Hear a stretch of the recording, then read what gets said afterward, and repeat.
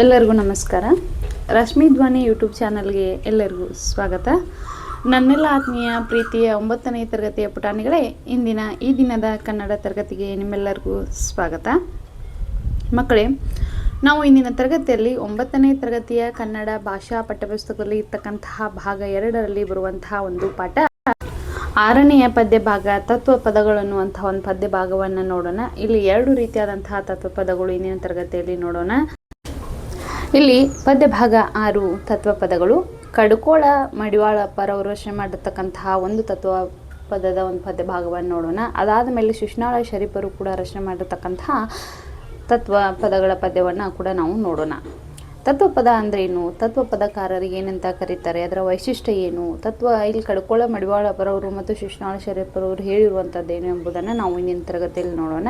ಅದಕ್ಕಿಂತ ಮೊದಲನೇದಾಗಿ ನಾವೇನು ಮಾಡೋಣ, ಕವಿ ಪರಿಚಯವನ್ನು ನೋಡಿಕೊಂಡು ಆಮೇಲೆ ಉಳಿದಂತಹ ಸಾರಾಂಶವನ್ನು ನಾವು ನೋಡೋಣ. ಬನ್ನಿ.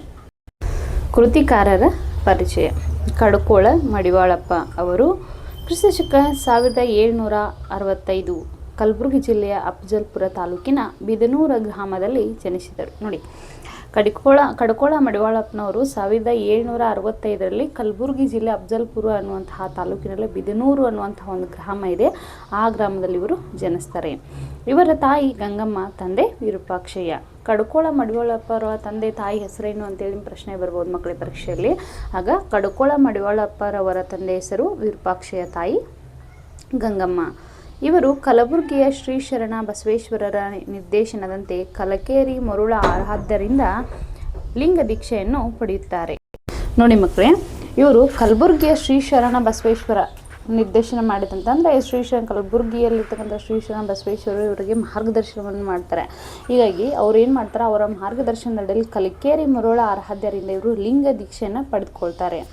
ಆಧ್ಯಾತ್ಮ ಕ್ಷೇತ್ರದಲ್ಲಿ ತನ್ನದೇ ಆಗಿರುವ ಪ್ರತಿಭೆಯನ್ನು ಮೆರೆದ ವಿಶಿಷ್ಟ ಕವಿ ಎನಿಸಿಕೊಂಡಿದ್ದಾರೆ. ನೋಡಿ, ಆಧ್ಯಾತ್ಮ ಕ್ಷೇತ್ರದಲ್ಲಿ ತಮ್ಮದೇ ಆಗಿರ್ತಂತಹ ಒಂದು ಪ್ರತಿಭೆ ಅಂತಂದರೆ ತಮ್ಮದೇ ಸಾಹಿತ್ಯದ ಮುಖಾಂತರ ಇವರೇನು ಮಾಡಿದಾರಪ್ಪ ಅಂತಂದ್ರೆ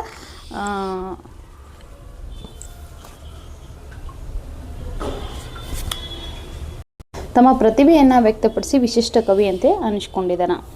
ಕಲಬುರಗಿ ಜಿಲ್ಲೆ ಜೇವರ್ಗಿ ತಾಲೂಕು ಎಡ್ರಾವಿ ಬಳಿಯ ಕಡುಕೋಳ ಗ್ರಾಮವು ಇವರ ಕಾರ್ಯಕ್ಷೇತ್ರ. ನೋಡಿ, ಇವರ ಕಾರ್ಯಕ್ಷೇತ್ರ ಅಥವಾ ಇವ್ರ ಮಠ ಇರೋದೆಲ್ಪ ಅಂತಂದ್ರೆ ಕಲಬುರಗಿ ಜಿಲ್ಲೆ ಜೇವರ್ಗಿ ತಾಲೂಕು ಅಂತಿದೆ. ಆ ತಾಲೂಕಿನಲ್ಲಿ ಎಡ್ರಾವಿ ಬಳಿ ಇರ್ತಕ್ಕಂಥ ಒಂದು ಕಡುಕೋಳ ಅನ್ನುವಂತಹ ಒಂದು ಊರು. ಆ ಊರಿನಲ್ಲಿ ಇವರು ಹುಟ್ಟಿ ಬೆಳೆದಿದ್ದೆಲ್ಲವೂ ಬಿದನೂರು ಗ್ರಾಮ. ಆದರೆ ಇವರ ಕಾರ್ಯಕ್ಷೇತ್ರ ಇವರೆಲ್ಲ ಮಾಡಿದಲ್ಲಿ ಕಡುಕೋಳ ಅನ್ನುವಂತಹ ಒಂದು ಗ್ರಾಮದಲ್ಲಿ. ಇಲ್ಲಿ ಕಡುಕೋಳ ಮಡಿವಾಳಪ್ಪ ಅವರ ಮಠವಿದೆ. ನೋಡಿ, ಅಲ್ಲಿ ಅವರ ಮಠವನ್ನು ಕೂಡ ನಾವು ನೋಡಬಹುದು. ಮಹಾಂತೇಶ ಎಂಬ ಅಂಕಿತವನ್ನು ಇಟ್ಟುಕೊಂಡು 106 ತತ್ವಪದಗಳನ್ನು ರಚಿಸಿದ ಕೀರ್ತಿ ಇವರಿಗೆ ಸಲ್ಲುತ್ತದೆ. ಮಹಾಂತೇಶ ಅನ್ನುವಂಥ ಒಂದು ಬಿರುದಾಂಕಿತವನ್ನು ಇಟ್ಕೊಂಡಂತಹ ಇವರು ಏನು ಮಾಡ್ತಾರೆ, ಒಂದೆರಡಲ್ರಿ ಹಲವಾರು ತತ್ವಪದಗಳನ್ನು ಇವರೇನು ಮಾಡ್ಯಾರ, ರಚನೆಯನ್ನು ಮಾಡಿದ್ದಾರೆ. ಇನ್ನು ಕಡುಕೋಳ ಮಡಿವಾಳಪ್ಪರವರ ಈ ಪದ್ಯ ಭಾಗದ ಆಶಯವನ್ನು ನೋಡೋಣ. ಕಡುಕೋಳ ಮಡಿವಾಳಪ್ಪ ಅವರ ತತ್ವಪದವು ಮಾನವನು ತನ್ನ ಜೀವನದಲ್ಲಿ ಅನುಸರಿಸಬೇಕಾದ ನಡೆ ನುಡಿಗಳನ್ನು ಬಹು ಸುಂದರವಾಗಿ ಚಿತ್ರಿಸುತ್ತದೆ. ನೋಡಿ, ಮಾನವ ತಮ್ಮ ಜೀವನದಲ್ಲಿ ಅನುಸರಿಸಬೇಕಾಗಿರ್ತಕ್ಕಂತಹ ನಡೆ ನುಡಿ ಹೇಗಿರಬೇಕು, ಯಾರ ಜೊತೆಗೆ ಹೇಗೆ ನಾವು ಸತ್ಕರಿಸಬೇಕು, ಅವರಿಂದ ನಾವು ಯಾವ ರೀತಿ ನಾವು ನಡೆ ನುಡಿಯನ್ನು ಕಲಿತುಕೊಳ್ಳಬಹುದಾಗಿರ್ಬೋದು, ಅಥವಾ ನಮ್ಮ ಮಾತು, ಆಚಾರ, ವಿಚಾರ, ಸಂಸ್ಕೃತಿ ಎಲ್ಲವನ್ನೂ ಕೂಡ ಏನು ಮಾಡ್ತೀವಿ, ಸುಂದರವಾಗಿ ಚಿತ್ರವನ್ನು ಕೊಡುವಂತಹ ಒಂದು ಪದ್ಯ ಭಾಗ. ನಮ್ಮ ಎಲ್ಲ ಕಾರ್ಯಗಳಿಗೆ ಗುರುಕರಣೆ ಅತ್ಯಗತ್ಯ. ನೋಡಿ, ನಮ್ಮೆಲ್ಲ ಕಾರ್ಯಗಳಿಗೆ ಗುರು ಇರಲೇಬೇಕಲ್ವಾ. ಗುರು ಇಲ್ಲದೆ ಯಾವುದೂ ಕೂಡ ಏನನ್ನು ಮಾಡಲು ಸಾಧ್ಯವಿಲ್ಲ. ಗುರು ಎಲ್ಲರ ಜೀವನದಲ್ಲೂ ಇದ್ದೇ ಇರ್ತಾನೆ. ಗುರು ಇಲ್ಲೇ ಯಾವ ಕೆಲಸವೂ ಮಾಡಲು ಸಾಧ್ಯವೇ ಇಲ್ಲ. ಹೀಗಾಗಿ ಗುರುಕರಣೆ ಅತ್ಯಂತ ಅಗತ್ಯ. ಅವರು ಸಾಧು ಸತ್ಪುರುಷರ ಸೇವೆಯನ್ನು ಮಾಡುವುದು, ಹೀನ ಮನುಷ್ಯರ ಸ್ನೇಹವನ್ನು ಮಾಡದಿರುವುದು, ಸಮಯವನ್ನು ವ್ಯರ್ಥ ಮಾಡದಿರುವುದು ಉತ್ತಮ ಗುಣಗಳು ಎಂದು ಅಭಿಪ್ರಾಯ ಪಡುತ್ತಾರೆ. ನೋಡಿ, ನಾವು ಯಾವಾಗಲೂ ನಮ್ಮ ಜೀವನದಲ್ಲಿ ಸಾಧು ಸತ್ಪುರುಷರ ಸೇವೆಯನ್ನು ಮಾಡಬೇಕು. ಆದಷ್ಟೇ ಅಲ್ಲದೆ ಹೀನ ಮನುಷ್ಯರ ಸ್ನೇಹವನ್ನು ನಾವು ಏನು ಮಾಡೋದು, ಕೆಟ್ಟ ಗುಣಗಳನ್ನ ಒಳಗೊಂಡಿರ್ತಕ್ಕಂಥ ವ್ಯಕ್ತಿಗಳ ಸ್ನೇಹವನ್ನು ನಾವು ಮಾಡಬಾರ್ದು. ಆಮೇಲೆ ಸೋಮಾರಿಗಳಾಗಿ ನಾವು ಸುಮ್ಮನೆ ಸಮಯವನ್ನು ವ್ಯರ್ಥ ಕೂಡ ನಾವು ಮಾಡಬಾರ್ದು. ಹೀಗಾಗಿ ಉತ್ತಮ ಗುಣಗಳನ್ನು ನಾವು ಯಾವಾಗಲೂ ನಮ್ಮ ಜೀವನದಲ್ಲಿ ನಾವು ಅಳವಡಿಸಿಕೊಂಡಿದ್ದೇ ಆಗಿದ್ರೆ, ಗುರುಕರಣೆ ಇದ್ದಿದ್ದೇ ಆಗಿದ್ರೆ ಏನಾಗತ್ತಪ್ಪ ಅಂತಂದ್ರೆ ನಮ್ಮ ಜೀವನ ಕೂಡ ಒಂದು ಸುಂದರ ರೂಪದಲ್ಲಿ ಸಾಕ್ತತಿ, ನಮ್ಮ ಬದುಕಿನ ಬಂಡಿ ಅಂತೇಳಿ ಹೇಳ್ಬೋದು. ಗುರುಕರಣೆ ತತ್ವಪದವನ್ನು ಕಡುಕೋಳ ಮಡಿವಾಳಪ್ಪನವರ ಆಯ್ದ ತತ್ವಪದಗಳು ಸಂಕಲನದಿಂದ ಆಯ್ದು ನಿಗದಿಪಡಿಸಿದೆ. ನೋಡಿ, ಈ ಗುರುಕರ್ಣಿ ಅನ್ನುವಂತಹ ಒಂದು ತತ್ವಪದವನ್ನು ಕಡುಕೋಳ ಮಡಿವಾಳಪ್ಪರ ಅವರು ರಚನೆ ಮಾಡಿರ್ತಕ್ಕಂಥ ಆಯ್ದ ತತ್ವಪದಗಳು ಅನ್ನುವಂಥ ಒಂದು ಸಂಕಲನದಿಂದ ಏನು ಮಾಡಿದಾರೆ, ಇದನ್ನು ನಿಗದಿಪಡಿಸಿದ್ದಾರೆ. ಮಕ್ಕಳೇ, ನಾನು ಶಿಶುನಾಳ ಶರೀಫರ ಪದ್ಯ ಭಾಗವನ್ನು ಹೇಳುವಾಗ ಅವ್ರ ಕವಿ ಪರಿಚಯವನ್ನು ಹೇಳಿ, ಆಶಯ ಭಾಗವನ್ನು ಹೇಳಿ, ಪದ್ಯ ಭಾಗವನ್ನು ಹೇಳ್ತಾರೆ. ಅಂದರೆ ನಿಮಗೆ ಈಸಿ ಆಗಿಬಿಡ್ತೈತಿ, ಅರ್ಥ ಬೇಗನೆ ತೀತೈತಿ. ಪದಗಳ ಅರ್ಥವನ್ನು ನೋಡೋಣ. ಇವು ಎರಡೂ ಪದ್ಯ ಭಾಗದಲ್ಲಿ ಬರ್ತಕ್ಕಂತಹ ಪದಗಳು ಅರ್ಥ ಇರ್ತಾವೆ. ಬಟ್ ಈಗ ನಾವು ಏನು ಮಾಡೋಣ, ಈ ಮೊದಲೇ ನೋಡ್ಕೊಂಡ್ಬಿಟ್ರೆ ನಮಗೆ ಆಮೇಲೆ ಪಾಠ ಮಾಡ್ಬೇಕಾದ್ರೆ ಈಸಿ ಆಗಿಬಿಡುತ್ತೆ. ಓಕೆ. ಅಶನ ಅಂತಂದರೆ ಅನ್ನ ಮತ್ತು ಆಹಾರ, ಏಕದಂಡಿ ತಂತಿ ವಾದ್ಯ, ಚಕ್ಕಡಿ ಅಂದರೆ ಎತ್ತಿನ ಗಾಡಿ, ದಿವಿನಾಗು ಅಂದ್ರೆ ಮೈ ತುಂಬಿಕೊಳ್ಳು, ಪತ್ರೆ ಎಲೆ ಅಥವಾ ಬಿಲ್ವಪತ್ರೆ ಅಥವಾ ಪೂಜೆಗೆ ಉಪಯೋಗಿಸುವಂತಹ ಪತ್ರ ಅಥವಾ ಪುಷ್ಪಗಳು. ನೀವು ಬಿಲ್ಪತ್ರೆ ನೋಡಿರ್ಬೋದಲ್ವಾ, ವಿಶೇಷವಾಗಿ ಗ್ರಾಮೀಣ ಪ್ರದೇಶದಲ್ಲಿ ಬರ್ತಕ್ಕಂತಹ ಮಕ್ಕಳಾಗಿರ್ಬೋದು ಅಥವಾ ನಗರ ಪ್ರದೇಶದಲ್ಲಿ ಬರ್ತಕ್ಕಂತಹ ಮಕ್ಕಳಾಗಿರ್ಬೋದು, ಈ ಪತ್ರೆ ಗಿಡ ಅಂತ ಹೇಳಿ ಅಂತಿರ್ತಾರಲ್ರಿ, ಅದಕ್ಕೆ ನಾವು ಬಿಲ್ವಪತ್ರೆ ಅಂತ ಕರಿತೀವಿ. ಕೂರಿಗೆ ಅಂತಂದರೆ ಬೀಜ ಬಿತ್ತಕ್ಕಂಥ ಒಂದು ಸಾಧನ, ದಂಡಿಗೆ ಅಂದರೆ ಪಲ್ಲಕ್ಕೆ ಹೊರುವಂತಹ ಕೋಲು, ಬಹುಪಾಡ ಅಂದರೆ ಬಹಳ ಕಷ್ಟ, ಮರ ಅಂತಂದ್ರೆ ಮೊರ ಕೇರುವಂಥ ಸಾಧನ. ಗೆರಸೆ ಮನೆಯಲ್ಲಿ ಅವ್ವ ಅಮ್ಮ ಅಥವಾ ಅಜ್ಜಿ ಯಾರಾದರೂ ಮರದ ಲೆಕ್ಕೆಯನ್ನು ಹಸನು ಮಾಡ್ಕೊಳ್ಳುವಂತಹದ್ದಾಗಿರ್ಬೋದು ಅಥವಾ ಕಾಳು ಕಡೆಗಳನ್ನು ಹಸನು ಮಾಡ್ಕೊಳ್ಳುವಂಥದ್ದಾಗಿ ನೋಡುವಾಗ ಮರವನ್ನು ಉಪಯೋಗಿಸ್ತಾರೆ. ಅದಕ್ಕೆ ಮೊರ ಅಂತಲೂ ಕರೀತಾರೆ, ಅಥವಾ ಆಡು ಭಾಷೆಯಲ್ಲಿ ಮರ ಅಂತ ಕರೀತಾರೆ. ನೀವು ನೋಡಿರ್ಬೋದು. ಟಿಪ್ಪಣಿಯನ್ನು ಕೊಟ್ಟಿದ್ದಾರೆ ನೋಡಿ.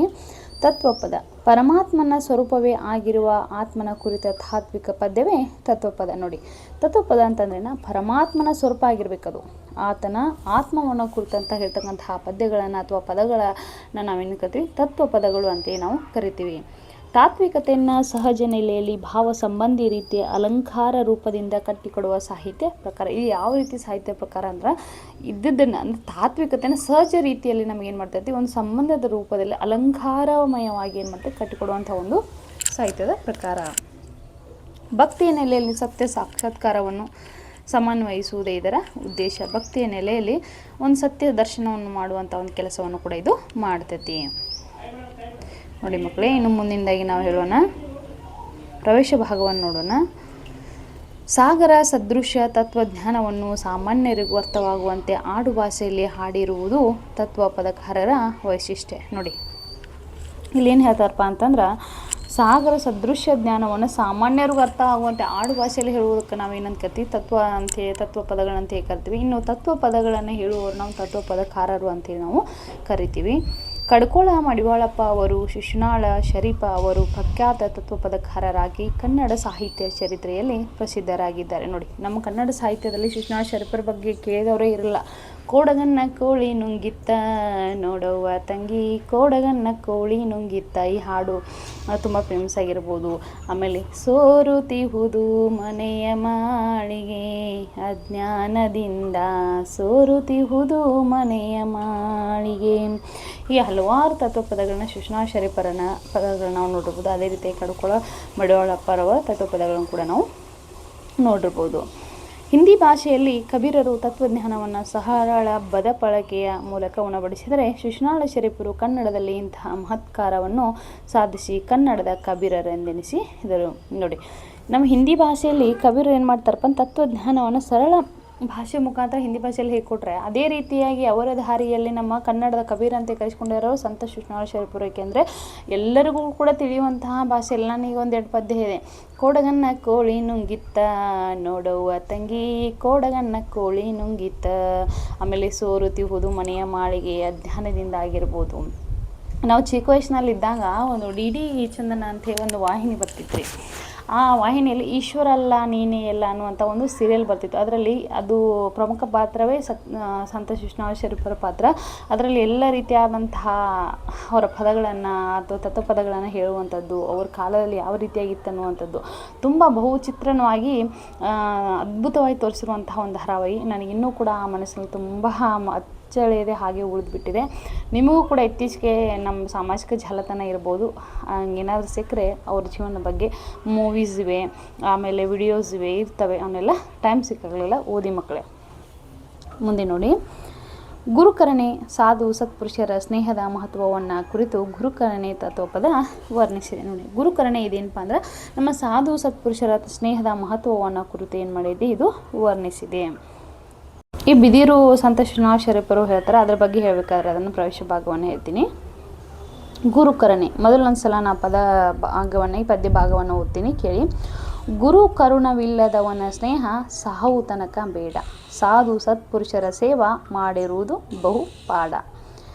ಮಾತಿನೊಳಗ ಮಾತಿಲ್ಲದವನ ಸ್ನೇಹ ಜಾತಿ ಜನ್ಮಕ್ಕ ಬೇಡ, ಹೀನ ಮನುಷ್ಯನ ಸ್ನೇಹ ಮಾಡಿ ನೀನು ಕೆಡಲಿ ಬೇಡ. ಅಕ್ಕ ತಂಗಿಯರೆಂದು ಬಾಯಲ್ಲಿ ಕರೆದು ಹೊಕ್ಕು ಬಳಸಲಿ ಬೇಡ, ನಿತ್ಯ ಕಾಲದಲ್ಲಿ ಆಶನವ ಉಂಡು ಹೊತ್ತು ಗಳಿಯಲಿ ಬೇಡ. ಹಿರಿದಿಗೆ ಕಿರಿದು ಕಿರಿದಿಗೆ ಹಿರಿದು ಸರಿಯ ಮಾಡಲಿ ಬೇಡ, ಗುರು ಮಹಾಂತೇಶನ ಪಾದವ ಹಿಡಿದು ಇರುವುದು ಬಹು ಪಾಡ. ಕಡುಕೊಳ ಮಡಿವಾಳಪ್ಪ. ನೋಡಿ ಎಷ್ಟು ಚೆನ್ನಾಗಿ ಹೇಳ್ತಾರಪ್ಪ ಅಂದರೆ, ಗುರು ಕರುಣವಿಲ್ಲದವನ ಸ್ನೇಹ ಸಾವು ತನಕ ಬೇಡ, ಸಾಧು ಸತ್ಪುರುಷರ ಸೇವಾ ಮಾಡಿರುವುದು ಬಹುಪಾಡ. ನೋಡಿ, ಯಾರಿಗೆ ಗುರುವಿನ ಮೇಲೆ ಕರುಣೆ, ಅಂತಃಕರಣ ಭಾವನೆ, ಒಳ್ಳೆಯ ಮನೋಭಾವನೆ ಇರುವುದಿಲ್ಲವೋ ಅಂಥವರ ಸ್ನೇಹ ನಾವು ಎಲ್ಲಿವರೆಗೂ ಕೂಡ ಮಾಡೋದು ಬೇಡ, ನಾವು ಸಾಯುವವರೆಗೂ ಕೂಡ ನಾವು ಮಾಡೋದು ಬೇಡ. ಯಾಕೆಂದರೆ ಗುರುವಿನ ಮೇಲೆ ಭಯ ಭಕ್ತಿ ಅನ್ನುವಂಥದ್ದು ಇರಬೇಕು. ಗುರುವಿನ ಮೇಲೆ ನಮಗೆ ಭಯ ಭಕ್ತಿ ಅನ್ನುವಂಥದ್ದು ಇಲ್ಲದೇ ಇದ್ದರೆ ನಮ್ಮ ಜೀವನದಲ್ಲಿ ಏನನ್ನು ಮಾಡಲು ಸಾಧ್ಯ ಇಲ್ಲ ಮಕ್ಕಳೇ.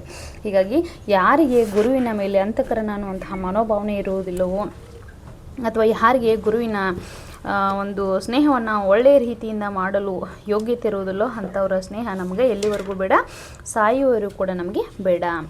ಸಾಧು ಸತ್ಪುರುಷರ ಸೇವಾ ಮಾಡಿರುವುದು ಬಹುಪಾಡ. ನಮ್ಮ ಜೀವನದಲ್ಲಿ ನಾವು ಎಂಥವರ ಸ್ನೇಹವನ್ನು ನಾವು ಮಾಡಬೇಕಪ್ಪ ಅಂತಂದ್ರೆ ಸಾಧು ಸತ್ಪುರುಷರ ಸ್ನೇಹವನ್ನು ಮಾಡಬೇಕು. ಯಾಕಪ್ಪ ನಾವು ಸ್ನೇಹವನ್ನು ಮಾಡಬೇಕು ಅಥವಾ ಅವರ ಸೇವೆಯನ್ನು ಮಾಡಬೇಕಂದ್ರೆ ನಮ್ಮ ಜೀವನದಲ್ಲಿ ನಮಗೆ ಮೋಕ್ಷ ಸಿಗಲಿಕ್ಕೆ ನಾವೇನು ಮಾಡಬೇಕು, ಸಾಧು ಸತ್ಪುರುಷರ ಸೇವೆಯನ್ನು ಮಾಡೋದು ನಮ್ಮ ಜೀವನದಲ್ಲಿ ತುಂಬ ಮುಖ್ಯವಾಗಿರುತ್ತೆ. ಮೊದಲೇ ಪದಾರ್ಥ ಇಷ್ಟೇ, ಯಾರಿಗೆ ಗುರುವಿನ ಮೇಲೆ ಕರುಣೆ ಅಥವಾ ಅಂತಃಕರಣ ಮನೋಭಾವನೆ ಇರುವುದಿಲ್ಲೋ ಅಂಥವರ ಸ್ನೇಹ ನಾವು ಸಾಯುವವರೆಗೂ ಮಾಡೋದು ಬೇಡ. ಅದೇ ರೀತಿಯಾಗಿ ಸಾಧು ಸತ್ಪುರುಷರ ಸೇವೆಯನ್ನು ನಾವು ನಿಷ್ಠೆಯಿಂದ ಪ್ರಾಮಾಣಿಕತೆಯಿಂದ ನಾವು ಮಾಡಿದ್ದೇ ಆದರೆ ನಮಗೆ ಮೋಕ್ಷ ಸಿಗ್ತದೆ ಅನ್ನುವಂಥದ್ದು ಇದರ ಅರ್ಥ. ನೋಡಿ ಮುಂದುವರೆದ 2ನೇ ಭಾಗವನ್ನು. ಮಾತಿನೊಳಗ ಮಾತಿಲ್ಲದವನ ಸ್ನೇಹ ಜಾತಿ ಜನ್ಮಕ್ಕ ಬೇಡ, ಹೀನ ಮನುಷ್ಯನ ಸ್ನೇಹ ಮಾಡಿ ನೀನು ಕೆಡಲಿ ಬೇಡ. ನೋಡಿ, ಮಾತಿನೊಳಗ ಮಾತಿಲ್ಲದವನ ಸ್ನೇಹ ಜಾತಿ ಜನ್ಮಕ್ಕೆ ಬೇಡ ಅಂದರೆ ಕೊಟ್ಟ ಮಾತಿನಂತೆ ನಡಿಬೇಕಾ ವ್ಯಕ್ತಿ. ತನ್ನ ಜೀವನದಲ್ಲಿ ಆತನಿಗೆ ಏನೇ ಕಷ್ಟ ಬರಲಿ ಅಥವಾ ಏನೇ ಸುಖ ಬರಲಿ, ದುಃಖ ಬರಲಿ ಅಥವಾ ಏನೋ ಒಂದು ಬರಲಿ, ನಾನು ಇನ್ನೊಬ್ಬರಿಗೆ ಮಾತು ಕೊಟ್ಟಿದ್ದೀನಪ್ಪ ಅಂತಂದ್ರೆ ನನ್ನ ಪ್ರಾಣವನ್ನು ಒತ್ತೆ ಇಟ್ಟಾದರೂ ನಾನು ಆ ಮಾತನ್ನು ಕಾಪಾಡ್ಕೋಬೇಕು. ಹೌದಾ, ನಾನು ಇವತ್ತೊಂದು ಮಾತು ಕೊಟ್ಟಿದ್ದೀನಿ, ಬಿಡು ಅದೇನಾಗತ್ತೆ ಅಂಥದ್ದೇನು ಇಂಪಾರ್ಟೆನ್ಸ್ ಅಲ್ಲ ಅಂತ ನಾವು ಏನಾದರೂ ಹೀಗಲ್ದಿದ್ದೆ ಆದರೆ ನಮ್ಗೆ ಅಂಥವ್ರ ಸ್ನೇಹ ಯಾವುದೇ ಜನ್ಮಕ್ಕೂ ಕೂಡ ಬೇಡ. ಕೊಟ್ಟ ಮಾತಿನಂತೆ ನಡೆಯುವಂಥವ್ರು ಸ್ನೇಹವನ್ನು ಮಾಡೋಣ. ಯಾವ ವ್ಯಕ್ತಿ ಕೊಟ್ಟ ಮಾತನ್ನು ನಡೆಸೋದಿಲ್ಲವೋ ಅಂಥವ್ರ ಜನ್ಮ ಇದೊಂದೇ ಜನ್ಮ ಅಲ್ಲ, ಯಾವ ಜನ್ಮಕ್ಕೂ ಕೂಡ ನಮಗೆ ಬೇಡ.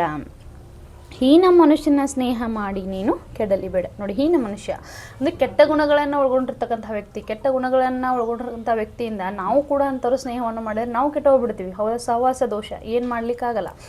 ನಾವು ಒಳ್ಳೆಯವರಾಗಿರ್ತೀವಿ, ಆದರೆ ಕೆಟ್ಟ ಗುಣಗಳನ್ನು ಹೊಂದಿರತಕ್ಕಂಥ ವ್ಯಕ್ತಿಯ ಸ್ನೇಹವನ್ನು ನಾವು ಮಾಡಿದ್ದೇ ಆದರೆ ನಾವು ಕೂಡ ಕೆಟ್ಟು ಹೋಗ್ತೀವಿ ಅನ್ನುವಂಥ ಕಾರಣದಿಂದ ಇಲ್ಲಿ ಕವಿಗಳು ಹೇಳ್ತಾ ಇದ್ದಾರೆ, ಹೀನ ಮನುಷ್ಯನ ಸ್ನೇಹ ಮಾಡಿ ನೀನು ಕೂಡ ಕೆಡಲಿಕ್ಕೆ ಹೋಗಬೇಡ. ನೀನು ಒಳ್ಳೆಯವನಿದೆಯಾ, ಒಳ್ಳೆಯ ಗುರುವಿನ ಬೆಂಬಲದಿಂದ ಒಳ್ಳೆಯ ಗುರುವಿನ ಮಾರ್ಗದರ್ಶನದಲ್ಲಿ ನಡೀತಾ ಇದೆಯಾ.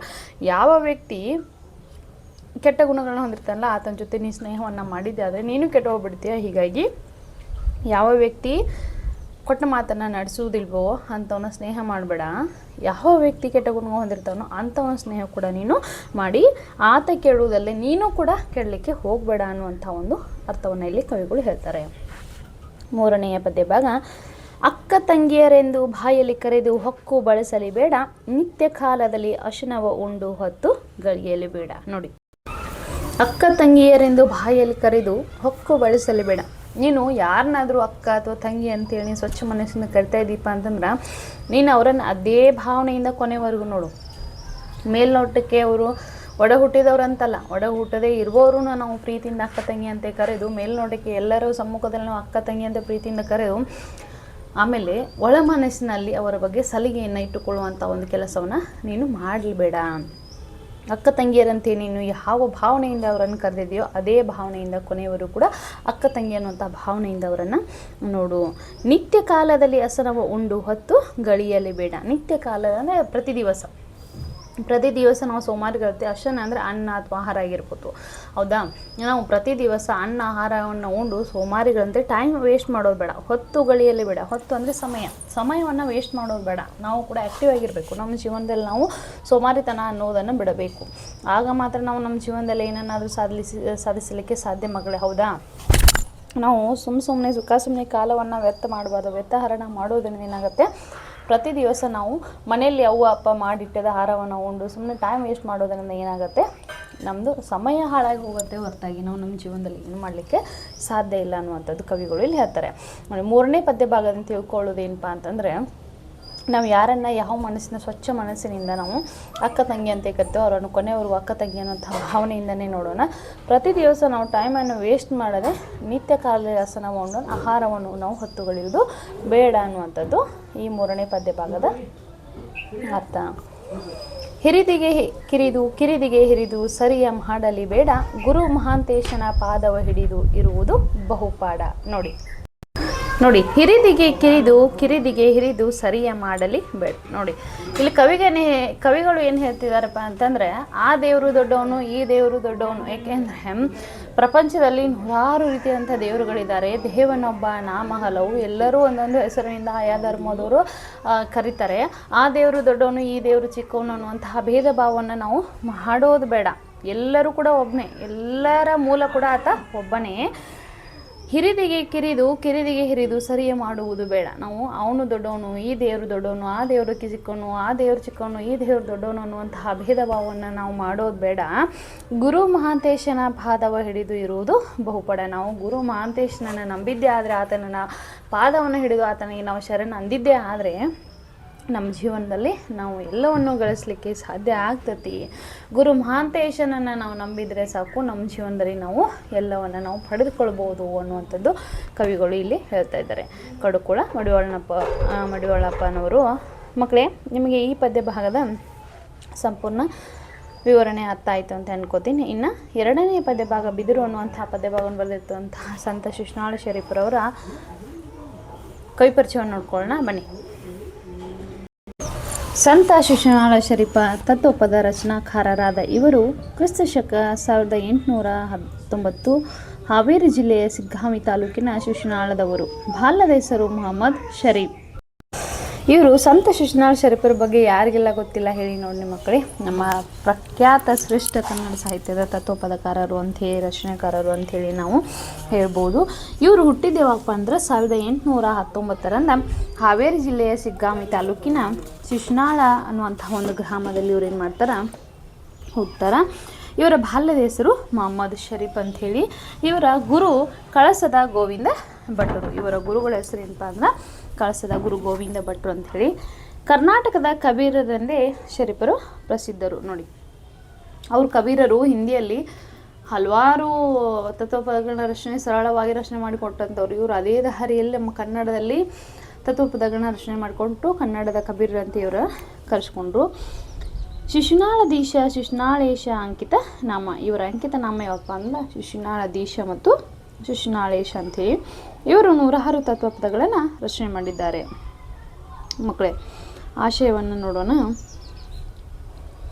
ಪ್ರಕೃತಿಯಲ್ಲಿ ಬೇಡವಾದ ವಸ್ತು ಯಾವುದೂ ಇಲ್ಲ. ಕೆಲವು ಹೆಚ್ಚು ಮತ್ತು ಕೆಲವು ಕಡಿಮೆ ಉಪಯೋಗಿ ವಸ್ತುಗಳಾಗಿವೆ. ನೋಡಿ, ನಮ್ಮ ಪ್ರಕೃತಿ ದತ್ತವಾಗಿರ್ತಕ್ಕಂತಹ ವಸ್ತುಗಳು, ಕೆಲವೊಂದು ಬೇಡವಾಗಿರ್ತಕ್ಕಂಥ ವಸ್ತುಗಳು ಯಾವುದಿಲ್ಲ. ಎಲ್ಲವೂ ಕೂಡ ಅವಶ್ಯಕತೆ ಇರುವಂಥದ್ದೇ, ಎಲ್ಲವೂ ಕೂಡ ನಾವು ಬಳಸಿಕೊಳ್ಳುವಂಥದ್ದೇ ಇರ್ತವೆ. ಅದರಲ್ಲಿ ಕೆಲವೊಂದು ಹೆಚ್ಚಾಗಿರ್ತವೆ, ಇನ್ನು ಕೆಲವೊಂದು ವಸ್ತು ಕಡಿಮೆ ಆಗಿರ್ತವೆ. ಹುಟ್ಟಿನಿಂದ ಸಾವಿನ ತನಕ ದಿನನಿತ್ಯ ಬಳಸುವ ಅತ್ಯಮೂಲ್ಯ ವಸ್ತು ನೀರು. ನೋಡಿ, ಮನುಷ್ಯ ನೀರಿಲ್ಲದೆ ಬದುಕ್ತಾನ? ಇಲ್ಲ. ಒಂದು ಕ್ಷಣನೂ ಕೂಡ ಆತ ಊಟ ಇಲ್ಲ 2 ದಿನ ಬದುಕ್ಬೋದು, ಆದರೆ ನೀರಿಲ್ಲದೆ ಒಂದು ಕ್ಷಣನೂ ಆತ ಬದುಕಿರಲಾರ. ಹೀಗಾಗಿ ಮನುಷ್ಯ ಹುಟ್ಟಿನಾಗಿಂದ ಹಿಡಿದು ಆತನ ಸಾಯುವವರೆಗೂ ಬಳಸ್ತಕ್ಕಂತಹ ಅತ್ಯಮೂಲ್ಯ ವಸ್ತು ಅಂತಂದರೆ ನೀರು. ಇದರಂತೆ ಬಿದಿರು ಬಹು ಉಪಯೋಗಿ. ನೋಡಿ, ನೀರು ಹೇಗೆ ಮನುಷ್ಯ ಬಳಸ್ತಾನಲ್ಲ ಅದರಂತೆ ಬಹು ಉಪಯೋಗಿಯಾಗಿರ್ತಕ್ಕಂಥ ವಸ್ತು ಯಾವುದು? ಬಿದಿರು.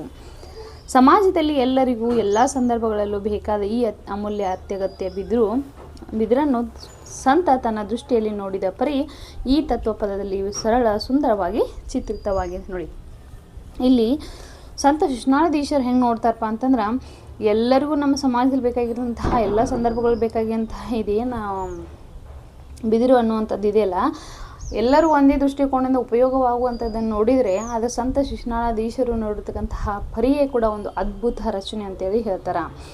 ಬಿದಿರು ತತ್ವಪದವನ್ನು ವಿದ್ವಾನ್ ಸದ್ಯೋಜಾತಮೂರ್ತಿ ಸಂಪಾದಿಸಿರುವ ಶಿಶುನಾಳರ ಗೀತೆಗಳು ಎಂಬ ಕವನ ಸಂಕಲನದಿಂದ ಇದು ನಿಗದಿಪಡಿಸಲಾಗಿದೆ. ನೋಡಿ, ಬಿದಿರು ಅನ್ನುವಂಥ ಒಂದು ತತ್ವಪದವನ್ನು ವಿದ್ವಾನ್ ಸದ್ಯೋಜಾತಮೂರ್ತಿಯವರು ಸಂಪಾದನೆ ಮಾಡಿರ್ತಕ್ಕಂತಹ ಶಿಶುನಾಳರ ಗೀತೆಗಳು ಅನ್ನುವಂಥ ಒಂದು ಕವನ ಸಂಕಲನದಿಂದ ಆಯ್ಕೆಯನ್ನು ಮಾಡಿಕೊಳ್ಳಲಾಗಿದೆ.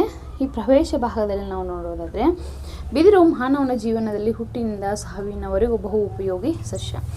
ಜೀವನದ ವಿವಿಧ ಮಜಲುಗಳಲ್ಲಿ ಬಿದಿರಿನ ಉಪಯುಕ್ತತೆ ಕುರಿತು ಬಿದಿರು ತತ್ವಪದ ವರ್ಣಿಸಿದೆ. ನೋಡಿ, ನಮ್ಮ ಮಾನವನ ಜೀವನದಲ್ಲಿ ಬಿದಿರು ಹುಟ್ಟಿನಿಂದ ಹಿಡಿದು ಸಾವಿನವರೆಗೂ ಕೂಡ ಮನುಷ್ಯ ಇದನ್ನು ಉಪಯೋಗವನ್ನು ಮಾಡ್ತಾನೆ. ನೀರನ್ನು ನಾವು ಹೇಗೆ ಅವಶ್ಯಕವಾಗಿ ಬಳಸ್ತೀವಲ್ಲ, ಅದೇ ರೀತಿಯಾಗಿ ಮಾನವನು ಕೂಡ ಇದನ್ನು ತುಂಬ ಅವಶ್ಯಕವಾಗಿ ಬಳಸುವಂಥದ್ದೇ ಸಸ್ಯ. ಜೀವನದ ವಿವಿಧ ಮಜಲುಗಳಲ್ಲಿ ಬಿದಿರೇನಾಗುತ್ತೆ, ಬಹು ಉಪಯುಕ್ತತೆಯನ್ನು ಪಡೆದುಕೊಂಡಂತಹ ಒಂದು ತತ್ವಪದವಾಗಿ ಇಲ್ಲಿ ಸಂತ ಶಿಶುನಾಳಾಧೀಶರು ಏನು ಮಾಡಿದಾರ ಹೇಳ್ತಾ ಇದ್ದಾರೆ. ಅದನ್ನು ಒಂದ್ಸಲ ನಾನು ವಾಚನ ಮಾಡಿ ಇನ್ನೂ ಹೇಳ್ತೀನಿ ನೋಡಿ ಮಕ್ಕಳೇ.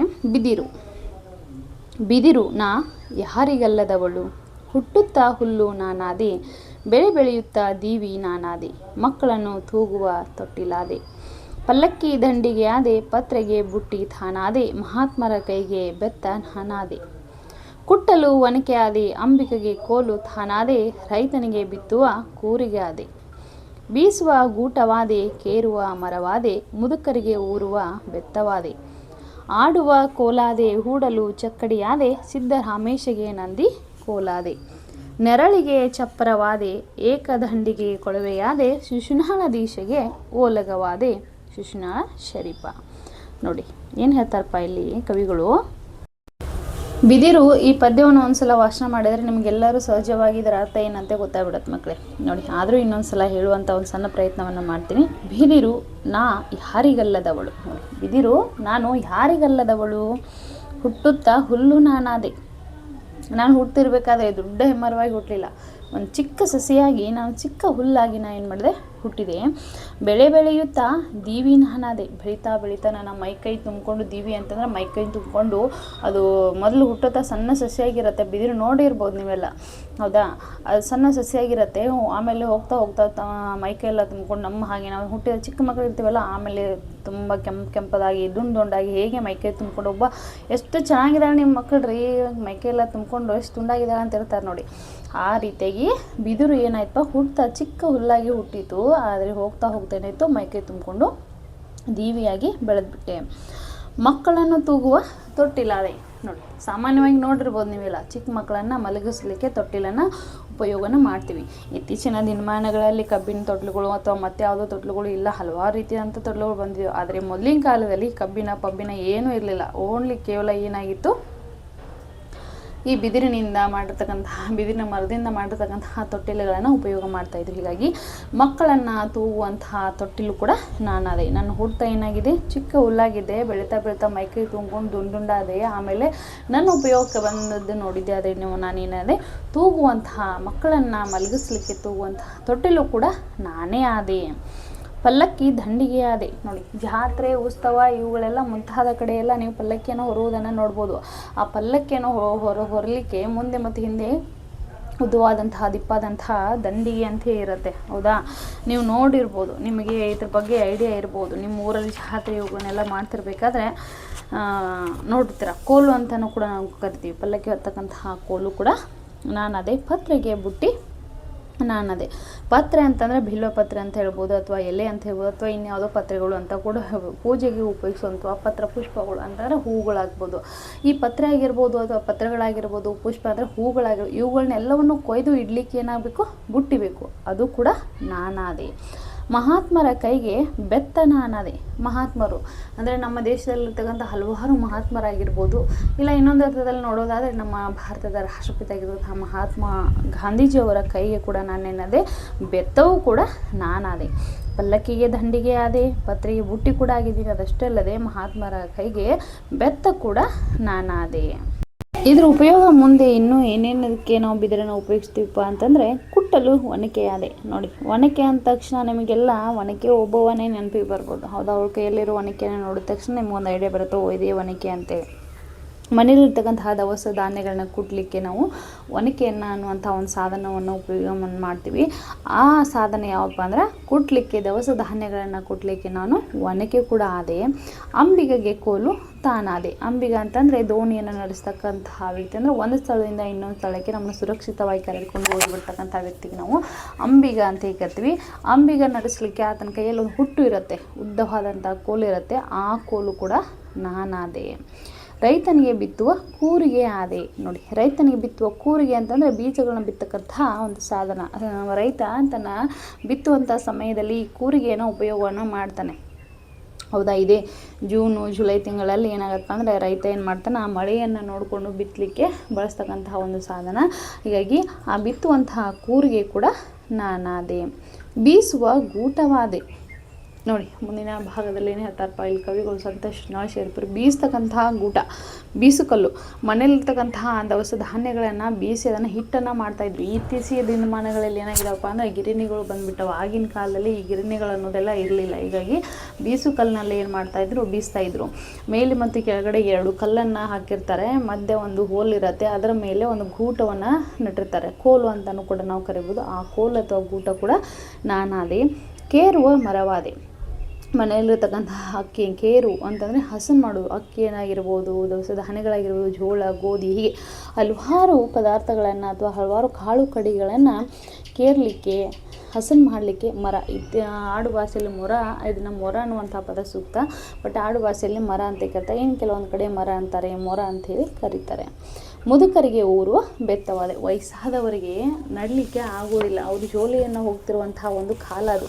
ಹೀಗಾಗಿ ಜೋಲಿಯನ್ನು ಹೋಗ್ತಿರುವಂತಹ ಆ ಮುದುಕರಿಗೆ, ನಾನು ವಯಸ್ಸಾದವರಿಗೆ ಏನಾದೆ, ಅವರ ಕೈಯಲ್ಲಿ ಊರುವಂತಹ ಬೆತ್ತವಾದೆ ಅಂತ ಇಲ್ಲಿ ಹೇಳ್ತಾ ಇದ್ದಾರೆ. ಆಡುವ ಮಕ್ಕಳಿಗೆ ಕೋಲಾದೆ. ನೋಡಿ, ಆಡುವ ಮಕ್ಕಳಿಗೂ ಕೂಡ ಏನಾಯಿತು, ಕೋಲು ಕೂಡ ನಾನು ಆದೆ. ಬಿದಿರು ಹೇಳ್ತಾ ಇದೆ ಆಡುವ ಮಕ್ಕಳಿಗೆ, ಕವಿಗಳು ಹೇಳ್ತಾ ಇದ್ದಾರೆ ಬಿದಿರಿನ ಮೂಲಕ. ಆಡುವ ಮಕ್ಕಳಿಗೆ ಕೋಲಾಟವನ್ನು ಆಡುವುದನ್ನು ನೀವು ನೋಡಿದಿರಲ್ವಾ, ಈ ನೃತ್ಯವನ್ನು ಮಾಡ್ತಿರುವಂಥದ್ದು ದೃಶ್ಯ ಆಗಿರ್ಬೋದು. ಇವುಗಳನ್ನೆಲ್ಲ ನಾವು ಕೋಲನ್ನು ಕೂಡ ನಾವು ಬಳಸ್ತೀವಿ. ಆಡುವ ಮಕ್ಕಳಿಗೆ ಏನಾದೆ, ಕೋಲಾದೆ. ಹೂಡಲು ಚಕ್ಕಡಿಯಾದೆ. ಈ ಚಕ್ಕಡಿ ಅಂತಂದರೆ ಎತ್ತಿನ ಗಾಡಿ. ಇತ್ತೀಚೆಗೆಲ್ಲ ಪ್ರತಿ ಮನೆಗೊಂದು ಕಾರು, ಮೋಟರ್ ಸೈಕಲ್ಲು, ಸ್ಕೂಟಿ, ಹೀಗೆ ವಾಹನಗಳಿವೆ. ಆಗಿನ ಕಾಲದಲ್ಲೆಲ್ಲ ಇವೆಲ್ಲ ಇರಲಿಲ್ಲ. ಮನೆಗೊಂದು ಚಕ್ಕಡಿ ಇರ್ತಾಯಿತ್ತು. ಚಕ್ಕಡಿ ಅಂತಂದರೆ ಒಂದು ಸ್ಥಳದಿಂದ ಇನ್ನೊಂದು ಸ್ಥಳಕ್ಕೆ ಅಥವಾ ಒಂದು ಪ್ರದೇಶದಿಂದ ಇನ್ನೊಂದು ಪ್ರದೇಶ ಸುರಕ್ಷಿತವಾಗಿ ತೆಗೆದುಕೊಂಡು ಹೋಗಿ ಬರ್ತಕ್ಕಂಥ ಒಂದು ಸಾಧನ. ಎತ್ತುಗಳ ಸಹಾಯದಿಂದ ಎತ್ತಿನ ಗಾಡಿ ಅಂತಲೇ ಕರಿತಾಯಿದ್ರು. ಅವಾಗೆಲ್ಲ ಚಕ್ಕಡಿಗಳದ್ದೇ ಹವ. ಹೀಗಾಗಿ ಹೂಡಲು ಕೂಡ ನಾನು, ಚಕ್ಕಡಿ ಕೂಡ ನಾನಾದೆ. ಸಿದ್ದರಾಮೇಶ್ವರಿಗೆ ನಂದಿ ಕೋಲಾದೆ. ಸಿದ್ದರಾಮೇಶ್ವರ ದೇವರಿಗೆ ಕೂಡ ನಾನು, ಆತನ ಜಾತ್ರೆಯಲ್ಲಿ ಉದ್ದವಾದಂತಹ ಕೋಲುಗಳನ್ನು ಬಳಸ್ತಾರೆ. ಆ ಕೋಲು ಕೂಡ ನಾನು ಆದೆ. ನೆರಳಿಗೆ ಚಪ್ಪರವಾದೆ. ಈಗ ನೋಡಿ, ಮನೆ ಮುಂದೆ ಹಾಕಿರ್ತಕ್ಕಂತಹ ಚಪ್ಪರ ಆಗಿರ್ಬೋದು, ಮದುವೆ ಅಥವಾ ಶುಭ ಕಾರ್ಯಕ್ರಮಗಳಲ್ಲಿ ಹಾಕಿರ್ತಕ್ಕಂತಹ ಚಪ್ಪರ ಆಗಿರ್ಬೋದು, ಅಥವಾ ಹೀಗೆ ದನಗಳನ್ನು ಕಟ್ಟಿರ್ತಾರೆ ಮನೆ ಅಕ್ಕಪಕ್ಕ, ಅವಾಗ ಅದನ್ನ ನೆರಳಿಗೆ ಕೂಡ ಚಪ್ಪರ ಆಗಿರ್ಬೋದು. ಹೀಗಾಗಿ ಒಟ್ಟಾರೆಯಾಗಿ ಮನುಷ್ಯ ಯಾವುದನ್ನು ನೆರಳಿಗೆ ಅಂತ ಉಪಯೋಗಿಸ್ತಾನಲ್ಲ, ಅದು ಚಪ್ಪರ ಕೂಡ ನಾನಾದೆ. ಏಕದಂಡಿಗೆ ಕೊಳುವೆಯಾದೆ. ಏಕದಂಡಿ ಅನ್ನೋ ಒಂದು ಮ್ಯೂಸಿಕಲ್ ಇನ್ಸ್ಟ್ರೂಮೆಂಟ್ ಅಂತ ಕರಿತೀವಿ, ಅಂದರೆ ತಂತಿ ವಾದ್ಯ ಅಂತ ಕರಿತೀವಿ. ಇದಕ್ಕೂ ಕೂಡ ನಾನು ಕೊಳವೆಯಾದೆ. ಶಿಶುನಾಳ ದೀಶೆಗೆ ಓಲಗವಾದೆ. ಶಿಶುನಾಳ ದೀಶೆಗೆ ನಾನೇನಾದೆ, ಓಲಗ ಕೂಡ ನಾನಾದೆ. ಹೀಗಾಗಿ ನೋಡಿ, ಇಲ್ಲಿ ಶಿಶುನಾಳ ಶರೀಫರು ಏನು ಹೇಳ್ತಾರಪ್ಪ ಅಂತಂದರೆ, ಒಂದು ಚಿಕ್ಕ ಹುಲ್ಲಾಗಿ ಹುಟ್ಟಿರ್ತಕ್ಕಂತಹ ಈ ಬಿದಿರು ಎಷ್ಟೆಲ್ಲ ಸಹಾಯವನ್ನು, ಎಷ್ಟೆಲ್ಲ ಒಂದು ಕೆಲಸವನ್ನು ಮಾಡುತ್ತೆ, ಉಪಯೋಗವನ್ನು ಮಾಡುತ್ತೆ ಅನ್ನುವಂಥದ್ದು. ಮಕ್ಕಳೇ, ಈ ತತ್ವಪದ ಅನ್ನುವಂತಹ ಒಂದು ಪದ್ಯ ಭಾಗದಿಂದ ನಾವು ತಿಳಿದುಕೊಳ್ಳುವಂಥದ್ದು ಏನೇನಪ್ಪ ಅಂತಂದರೆ, ಕಡುಕೋಳ ಮಡಿವಾಳಪ್ಪನವರು ರಚನೆ ಮಾಡಿರ್ತಕ್ಕಂತಹ ಗುರುಕರಣೆಯಿಂದ, ಗುರುವಿನ ಅಂತಃಕರಣೆ ಅನ್ನುವಂಥದ್ದು ಇರಬೇಕು. ಗುರುವಿನ ಮಾರ್ಗದರ್ಶನದಲ್ಲಿ ನಾವು ಇರಬೇಕು. ಯಾರ ಸ್ನೇಹವನ್ನು ಮಾಡಬೇಕು, ಯಾರ ಸ್ನೇಹವನ್ನು ಮಾಡಬಾರ್ದು, ಯಾವುದು ಒಳ್ಳೆಯದು, ಯಾವುದು ಕೆಟ್ಟದ್ದು ಎಂಬುದನ್ನು ಮನುಷ್ಯ ತಿಳ್ಕೊಳ್ಬೇಕು. ಮೋಕ್ಷವನ್ನು ಪಡಲಿಕ್ಕಾದ್ರೆ ಮನುಷ್ಯ ಸಾಧು ಸಂತರ ಒಂದು ಸೇವೆಯನ್ನು ಮಾಡಬೇಕು ಅನ್ನುವಂಥದ್ದನ್ನು ಈ ಪದ್ಯ ಭಾಗದಲ್ಲಿ ನಾವು ತಿಳ್ಕೊಂಡ್ವಿ. ಅದೇ ರೀತಿಯಾಗಿ ಬಿದಿರು ಹುಟ್ಟಿದಾಗಿಂದ ಹಿಡಿದು ಮನುಷ್ಯ ಕೊನೆಯ ಸಾಯುವವರೆಗೂ ಕೂಡ, ಆತ ಸತ್ತಾಗ ಚಟ್ಟವನ್ನು ಕಟ್ಟಲಿಕ್ಕೆ ಕೂಡ ಬೇಕು. ಹೌದಾ, ನೋಡುತ್ತೀರಿ ನೀವೆಲ್ಲೋ, ಅದಕ್ಕೂ ಕೂಡ ಬಿದಿರು ಅವಶ್ಯಕತೆ ಇದೆ. ಅಂದರೆ ಮನುಷ್ಯನೇ ಹುಟ್ಟಿದಾಗಿಂದ ಹಿಡಿದು ಸಾಯುವವರೆಗೂ ಕೂಡ ಈ ಬಿದಿರನ್ನು ಉಪಯೋಗವನ್ನು ಮಾಡ್ತಾನೆ. ಹೀಗಾಗಿ ಶಿಶುನಾಳಧೀಶರು ಹಾಗೆ ಶಿಶುನಾಳ ಸಂತ ಶಿಶುನಾಳ ಶರೀಫರಾಗಿರ್ಬೋದು ಕಡ್ಕೊಳ ಮಡಿವಾಳಪ್ಪರ ಅವರಾಗಿರ್ಬೋದು ಇವರು ರಚನೆ ಮಾಡಿರ್ತಕ್ಕಂತಹ ಈ ತತ್ವಪದಗಳು ಅನ್ನುವಂತಹ ಪದ್ಯ ಭಾಗವನ್ನು ಇಂದಿನ ತರಗತಿಯಲ್ಲಿ ನಾವು ಎಲ್ಲರೂ ಅಭ್ಯಾಸ ಮಾಡಿದ್ದೀವಿ. ಮಕ್ಕಳೇ, ನೀವು ಇನ್ನೊಂದು ದಿನ ಮುಂದಿನ ತರಗತಿಯಲ್ಲಿ ನಾನು ನಿಮಗೆ ಸುಂದರವಾದಂತಹ ಅದ್ಭುತ ಪಾಠದೊಂದಿಗೆ ಪದ್ಯದೊಂದಿಗೆ ನಿಮ್ಮೆಲ್ಲರನ್ನು ನಾನು ಭೇಟಿ ಆಗ್ತೀನಿ ಅಂತ ಹೇಳ್ತಾ, ಅಲ್ಲಿವರೆಗೆ ನೀವು ನೋಡ್ತಾ ಇದ್ದೀರಿ ಅಶ್ಮಿ ಧ್ವನಿ ಕನ್ನಡ ಯೂಟ್ಯೂಬ್ ಚಾನಲ್. ಎಲ್ಲರಿಗೂ ನಮಸ್ಕಾರ.